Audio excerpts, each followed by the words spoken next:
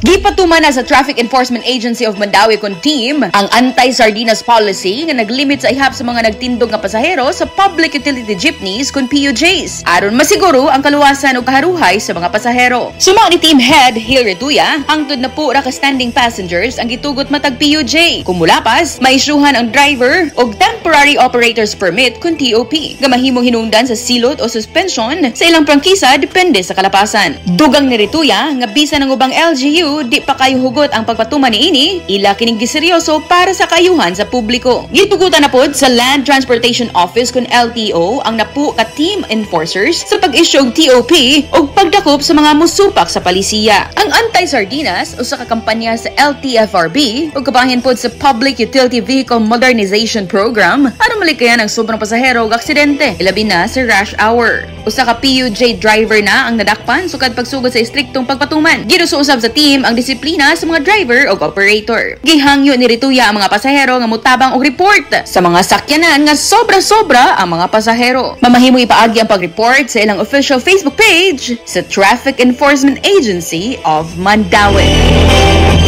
Kini si Idol Aiko, di kapugan sa paghatod sa nagunang balita, Tatak IFM Balita.